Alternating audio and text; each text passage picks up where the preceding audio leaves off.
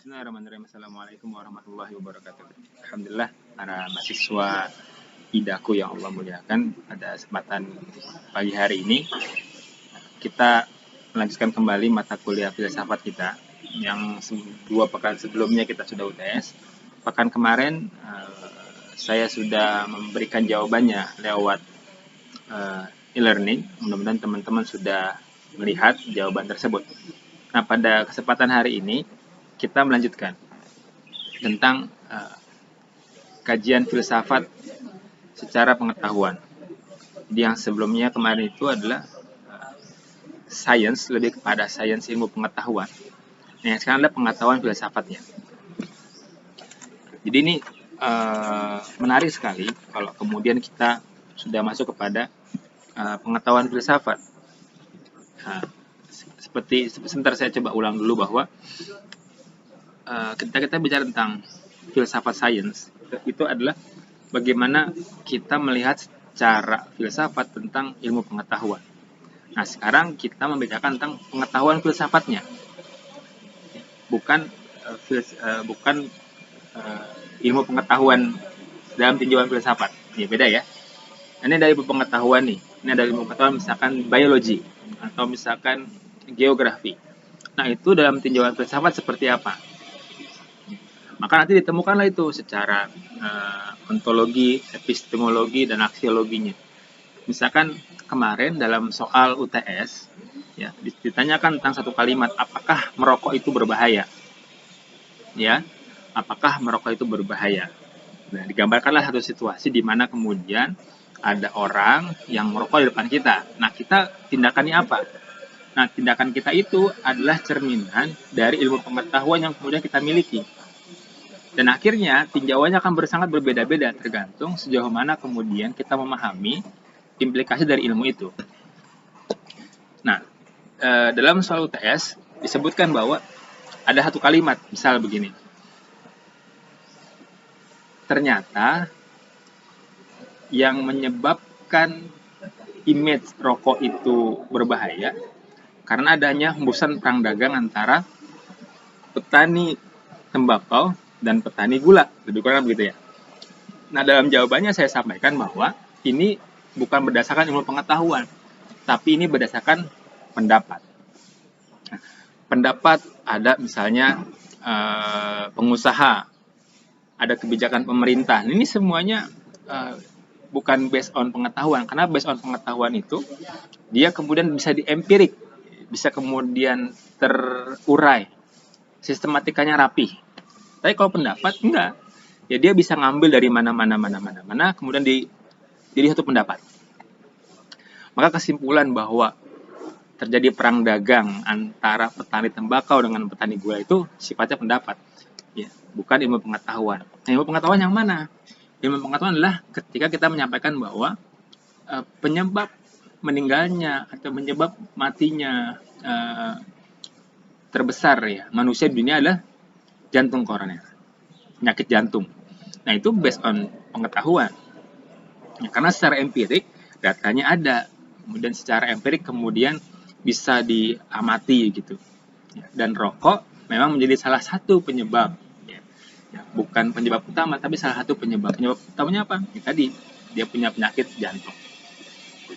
Nah, rekan-rekan, itulah lebih kurang di pertemuan sebelumnya kita membicarakan tentang filsafat sains atau filsafat ilmu pengetahuan. Sampai situ, sehingga teman-teman kemudian bisa mengetahui mana yang dia sifatnya sains, ilmu pengetahuan, mana yang kemudian dia bukan ilmu pengetahuan. Nah, pada diskusi kali ini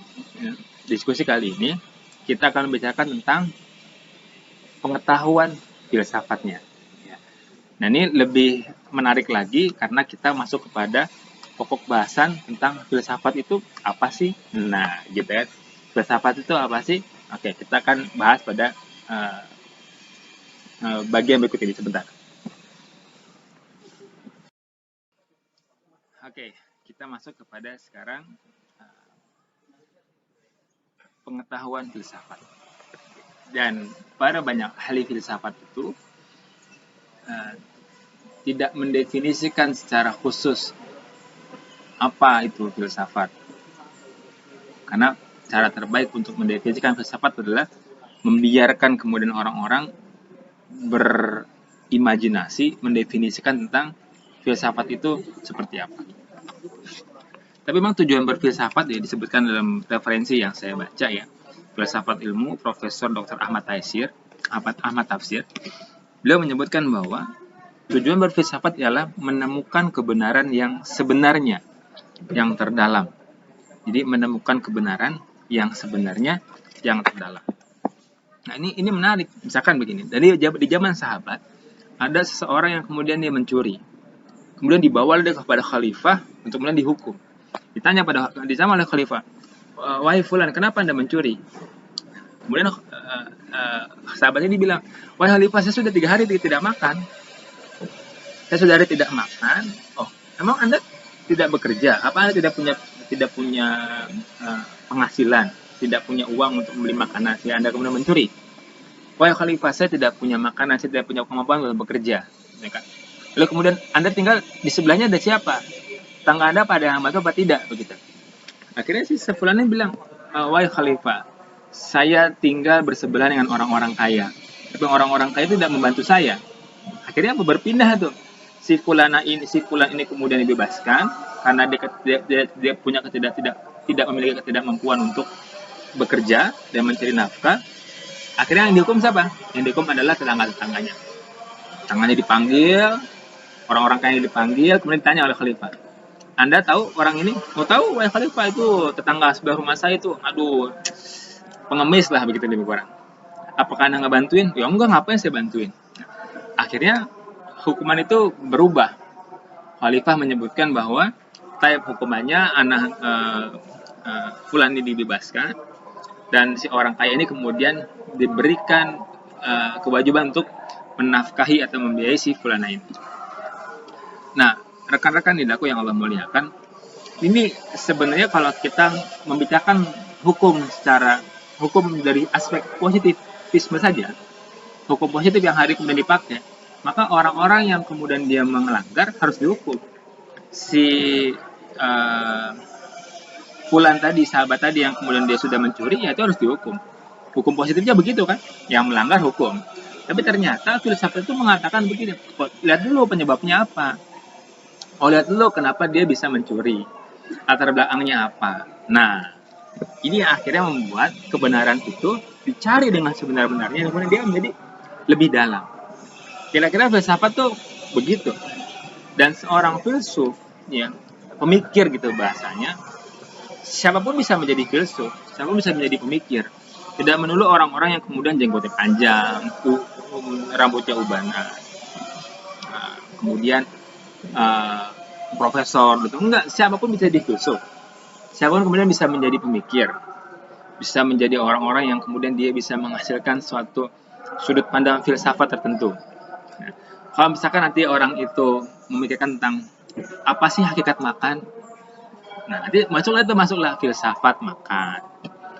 Orang nanti berpikir hakikat bersepeda itu apa sih? Akhirnya masuklah filsafat bersepeda. Nah, kira-kira begitu ya gambaran umum dari bagaimana kemudian kita membahas tentang pengetahuan filsafat. Ini sebagai mukadimah ya, sebagai mukadimah nanti sebelum kita masuk kepada bagaimana cara memperoleh pengetahuan filsafat dan bahasan-bahasan menarik lainnya yang mudah-mudahan teman-teman semua semakin tertantang sehingga kemudian begini, apakah sesungguhnya orang makan itu karena lapar? Wah, asik ya. Sampai kemudian muncul satu lirik syair, jika surga dan neraka tak pernah ada, akankah kita menjadi hambanya yang bertakwa? Oh kan. Nah, jadi syair-syair zaman-zaman dulu itu emang hasil karya filsuf sehingga rasanya beda. Laila Majnun, ya kan, seorang yang kemudian dia mencintai sesuatu sampai kemudian dia menjadi gila gitu. Wah, Karim. Jadi ini mudah-mudahan bisa menghantarkan teman-teman semua lebih punya semangat untuk melihat sesuatu itu yang tidak kasat mata. Maksudnya kalau ada orang begitu tuh pasti karena ini enggak harus begitu, enggak harus begitu. Kalau ada orang melanggar ya, Misalkan dia ngebut-ngebutan jalan, gitu. Terus kita bilang, dasar orang nih nggak tahu aturan. Ya belum tentu juga, ya. Mungkin dia lagi ngejar apa pencuri, gitu. Mungkin dia lagi ngejar apa gitu. Nah ini uh, asbab yang timbul ketika kemudian kita sudah belajar filsafat walaupun secara tingkat dasar. Tapi sekian dulu pembelajaran kita di hari ini. Mudah-mudahan teman-teman bisa semakin bersemangat dalam mempelajari filsafat. Assalamualaikum warahmatullahi wabarakatuh.